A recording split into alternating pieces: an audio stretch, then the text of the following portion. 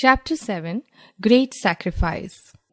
Sometime in 1530s, Maharana Sangram Singh I was the Rajput ruler of Mewar.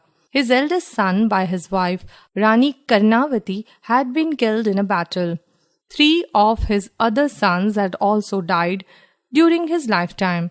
In the Battle of Khanwa, Maharana Sangram Singh I died fighting the Mughal Emperor Babur. His eldest among the surviving sons succeeded to the throne. Unfortunately, he could not rule for a long time.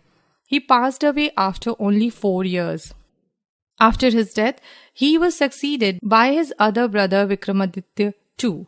In spite of a lineage rich in the respectability and valor of Sisodiya's, Vikramaditya II, who ascended the throne of Mewar, was a very insolent and arrogant king. He spent most of his time drinking and making merry without thinking about the affairs of the kingdom. Many of the self-respecting nobles found his behavior intolerable and left Chittor never to return till Vikramaditya II was on the throne. His mother, Rani Karnavati, had placed her youngest son, Uday, in the care of her trusted and loyal maid, Panna Dai, who was a wet nurse to Uday. Panna means emerald in Hindi and Dai means wet nurse. As her name suggested, Panna proved to be an emerald for her mistress. Panna had a son of her own, Chandan, who was of the same age as that of young Prince Uday, and they were playmates. Vikramaditya II was only 14 years of age when he claimed the throne after his brother's death. But his temperament was not good and that of an able ruler. The nobles and chieftains in the court of Mewar did not like his way of ruling. Once he abused and misbehaved with an old chieftain in the court. This was the last straw for them. They placed Vikramaditya under palace arrest, and a distant cousin of Maharaja Sangram Singh, Banveer, was asked to be the king and ruler of Mewar till Uday Singh grew up to take control of his empire. Banveer, from the very start, considered himself to be the rightful heir to the throne. Invited by nobles to be the guardian of Vikramaditya II, Banveer exploited the situation to fulfill his own ambitions.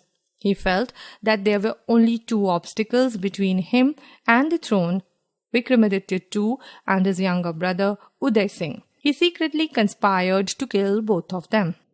One day, he arranged for a great party in the palace.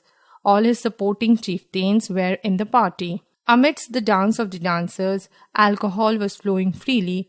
Everybody was enjoying himself. No one had the slightest notion what all was cooking up in the mind of Banveer.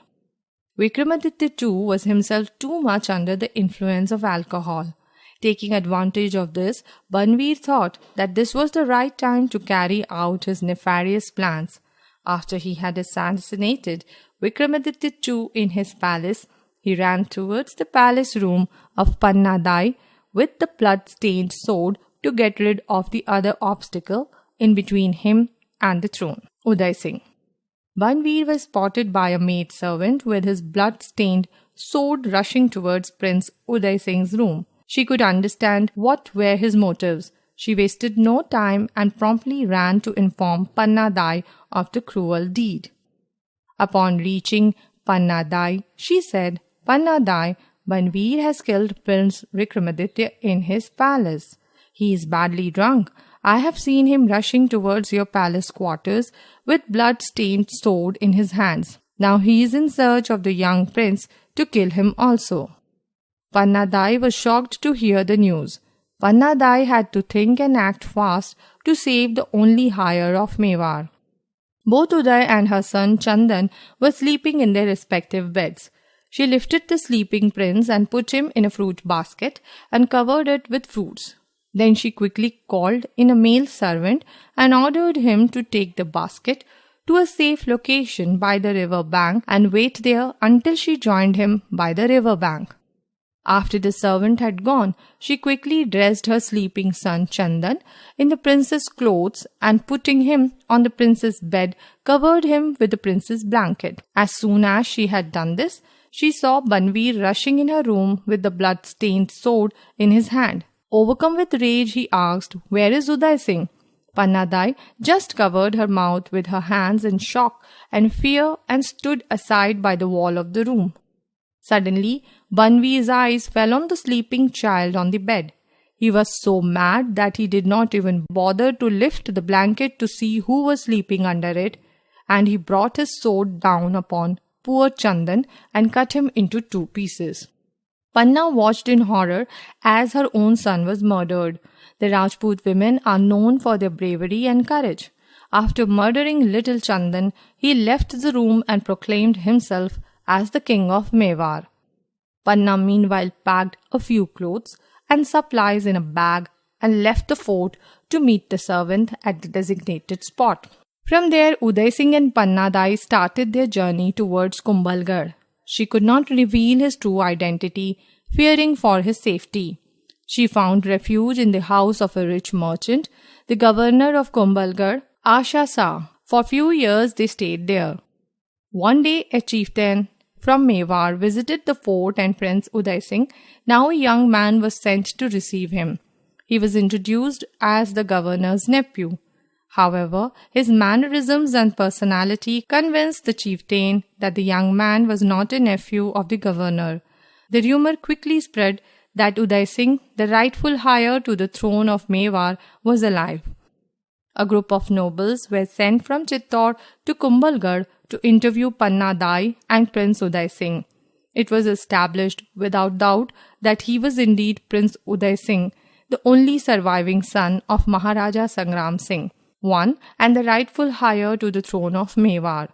The Rajput chieftains, on coming to know the truth, considered their duty to restore the throne to the rightful owner.